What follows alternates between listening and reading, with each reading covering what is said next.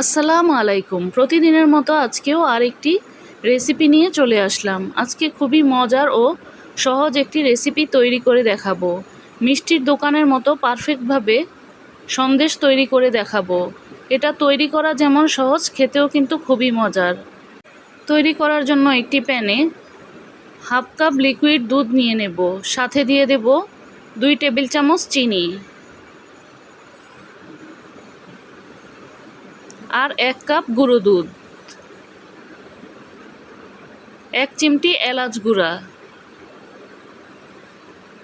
এবার সবগুলো উপকরণ একসাথে ভালোভাবে মিশিয়ে নেব।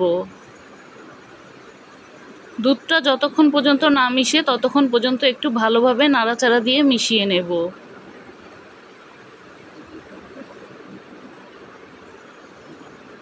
মিশিয়ে নেওয়া হয়ে গেলে এবার আমি চুলার আঁচটা জ্বালিয়ে দেব।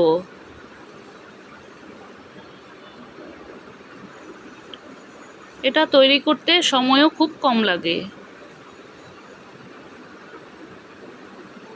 নাড়াচাড়া করতে করতে 4-5 মিনিটের মধ্যে এটা জমতে শুরু করবে।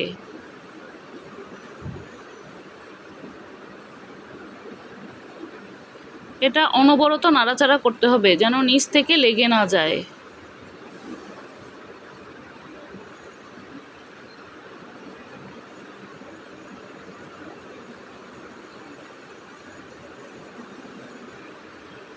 ডোটা যখন এইরকম হয়ে আসবে তখন 1 টেবিল চামচ ঘি দিয়ে দেব।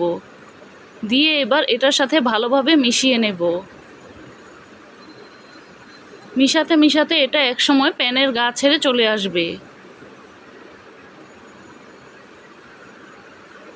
দেখতেই পাচ্ছেন ডোটা ঠিক কী রকম হয়েছে।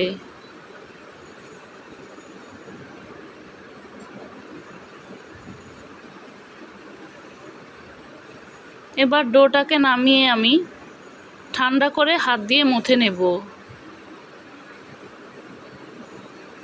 হাতের মধ্যে ঘি বা ময়দা লাগিয়ে আমি ডোটাকে মথে নেব।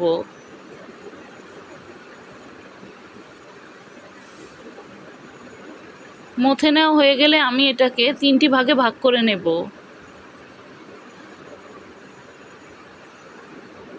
একটা ভাগ আমি একপাশে সরিয়ে রাখব। আর এই দুটো ভাগকে আমি 2 রকম ফুড কালার দেব। একটা ভাগে দেব কিছুটা 2-3 ফোঁটার মতো রেড ফুড কালার, আর আরেকটা ভাগে গ্রিন ফুড কালার দেব। আপনারা আপনাদের ইচ্ছা অনুযায়ী ফুড কালার নিয়ে নিতে পারেন।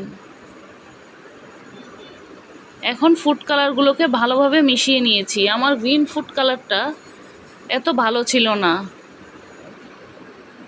এই জন্য কালারটা এরকম এসেছে। এবার আমি এগুলোকে রুটির মতো বেলে নেব। এইরকম পুরুত্ব করে বেলে নিতে হবে। সবুজ কালারটা বেলা হয়ে গেলে এবার লাল কালারটাকে বেলে নেব।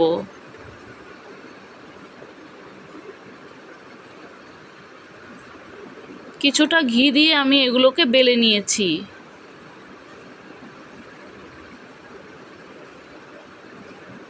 এবার সাদাটার উপরে লালটা আর লালটার উপরে সবুজটা বসিয়ে দেব। সবগুলো রুটি একই সমান করে বেলে নিতে হবে। এবার আস্তে আস্তে রোল করে নিতে হবে যেন ভেঙে না যায়, খেয়াল রাখতে হবে।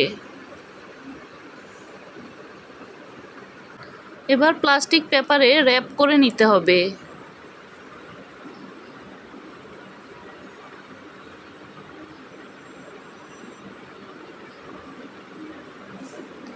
র্যাপ করে নেওয়া হয়ে গেলে এবার আমি এটাকে নর্মাল ফ্রিজে 1 ঘন্টার জন্য রেখে দিয়েছিলাম।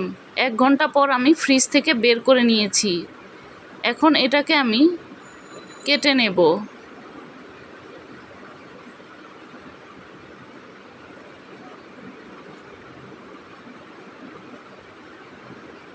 এভাবে করে আমি সবগুলো সন্দেশকে কেটে নিয়েছি।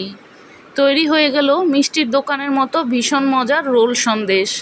চাইলে আপনারা এই সহজ রেসিপিতে একবার এই রোল সন্দেশটিকে ট্রাই করে দেখতে পারেন। আশা করি ভীষণ ভালো লাগবে। এটা খেতেও কিন্তু ভীষণ মজার হয়।